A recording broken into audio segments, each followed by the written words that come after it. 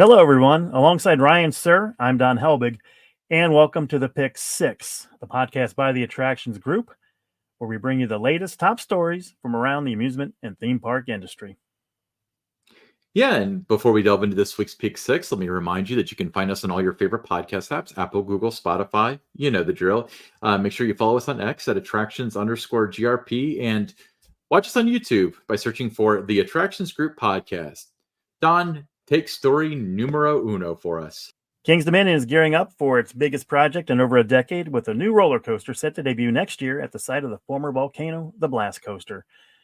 While the park has yet to make any public announcements, it has filed permits for the new ride. Emails between the park's planners and government officials reveal that Kings Dominion is moving swiftly to secure approval and commence construction. A park spokesperson hinted at a very exciting update that's going to be coming later this summer and encourages fans of the park to stay tuned to social media and the park's newsletter for further information. Yeah, so the rumor is a launched wing coaster, which, if it's anything like Thunderbird, they might have a winner on their hands. Yeah, well, that's what the the rumor is, and there's been a lot of photos that have been floated around social media, different fan sites showing Coaster Track, on scene at the park, so we know what's happening. And I like the way that Kings Dominion is just kind of rolling with it, and letting the coaster enthusiasts and all the other people that have interest in this that kind of roll with it, and they're having fun with all the speculation that's going on. Yeah, I mean, trying to hide something like this would be a futile effort for the week. But story number two. So Six Flags is gearing up for a Halloween showdown against Universal Studios' famed Horror Nights, bringing its own arsenal of haunted houses to the table. Six Flags Magic Mountain's Fright Fest Extreme 2024, featuring attractions based on Stranger Things and Saw, will run from September 7th to November 3rd on select Thursday through Sunday nights. Universal Hollywood's Halloween Horror Nights 2024 will compete with 8 new haunted mazes, including themes from Ghostbusters and A Quiet Place, among Scare Zones and the Terror Tram, running from September 5th to November 3rd. The Fright Fest lineup at Six Flags also includes mazes based on The Conjuring, Trick or Treat, and Army of the Dead, mirroring Universal's previous success with similar themes. Six Flags has teamed up with major Hollywood studios like Netflix, Warner Brothers, Lionsgate, and Legendary, making a shift from their previous exclusive partnerships with Universal. A key highlight will be the Stranger Things maze, offering an immersive experience into the Upside Down and Hawkins High School students. How do you think this is going to fare? Because Universal is so good at what they do with this stuff. And even if because SeaWorld, they got in on the haunt thing, but their thing is closer to Fright Fest than it is Horror Nights. I feel like in most places in the country it'll be fine, but when they're directly competing, people will be able to make that comparison. Is this a smart move or not? I like the direction they're going. I will say this, that from my experience, Fright Fest that Six Flags does is very well done. And I like that they're not just satisfied with what they've done, which is a good product, and they're trying to take it here to the next level. So yeah, I like what they're doing. Yeah. All right. What's next? Adventureland's Tornado roller coaster will be honored as a landmark coaster by the American Coaster Enthusiast. The organization will present the Altoona Park with a landmark plaque on August 17th during the ACE National Preservation Conference. The plaque will be located near Tornado's entrance. Since the program's inception in 2000 by ACE, fewer than 50 coasters have received the landmark designation, reserved for those that have significantly impacted the theme park industry and created lasting memories for generations of riders. Designed by the renowned William Cobb, Tornado opened on July 1st, 1978, with an official grand opening a week later, featuring then Iowa Governor Robert D. Ray in the front seat. Tornado was Adventureland's first major coaster, and it quickly elevated the small Iowa park status. The coaster gained immediate popularity among Iowans and coaster enthusiasts worldwide, and soon it was recognized as one of the top 10 wooden coasters soon after its opening. So I think this is a great honor for that park and that coaster. I think so too. So with the ACE landmark designation, I guess that's not like the historical landmark or anything like that. It's ACE's committee is deciding this, and then they sponsor a plaque that usually goes out front, right?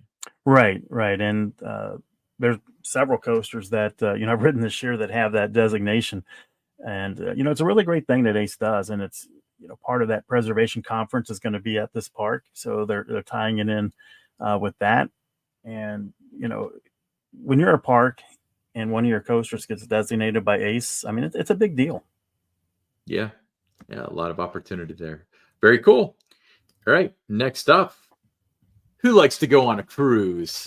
I No, like to you go and on I a both know cruise. someone that does, don't we, Ryan? Right. I mean, everybody knows somebody that likes to go on a cruise once in a while, but Disney and the Oriental Land Company have announced plans to offer Disney cruise vacations in Japan year round.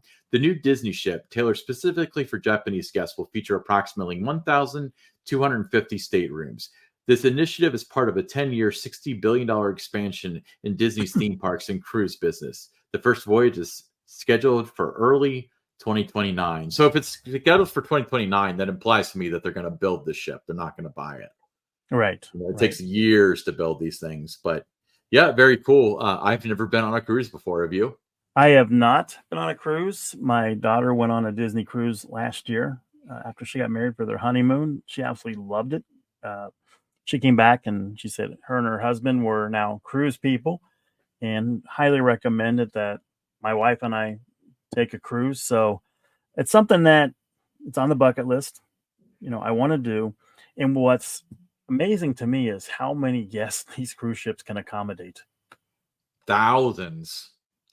I mean, that like 5, 6, 7,000, I think, and maybe more. I don't know. I've never been on a cruise. Yeah, that was the impressive part. But she said, my daughter, that while there was a lot of people there, it wasn't overwhelming. Nothing was ever like too packed or anything. Any part of the ship, and you had food 24 hours around the clock. Whenever you wanted something, you went and got it. She loved it. It looks, when you look at this picture you have up here, if you're watching on YouTube, I mean, it looks like it. When you do one of these cruises, it's just a nice, relaxing environment out there, on the water, and just enjoy your time. So I Googled Disney cruise ship and got this photo. So I don't want to mislead anybody to think that this is what the ship's going to look like. I don't know what the ship is, but this is one of the Disney cruise ships. As you can see with the Mickey in the very front for those of you who are watching on YouTube. All right, All right. moving right along. We're going to Texas. So There are two new rides at Six Flags Over Texas that open July 4th, both with a cartoon theme. We've got Daffy Duck Bucket Blasters and Sylvester and Tweety Pounce and Bounce. Now, Daffy Duck Bucket Blasters, it's a family water ride featuring teacup-style circular buckets, which spin around in both directions. They're mounted with water blasters, which means the entire family can engage in a fun water battle. So this looks like a really fun ride for families. And then they've got Sylvester and Tweety Bounce and Pounce and Bounce, and it's a drop tower that features a sequence of drops and rises, which come from a 41-foot tower. Now, there's a couple other Six Flags parks that have a ride similar to this, but this one's just a little bit taller. yeah, very cool. It's I love these the spinning barrels and stuff with the basis of water. It reminds me of the old rides from like the 60s and early 70s and so on. So very cool. Last one. So dates have been announced for the return of holidays at Universal Orlando Resort and its festivities, including Universal's Holiday Parade featuring Macy's. Holiday season offerings at Universal Orlando will begin on November 22nd and run through December 31st.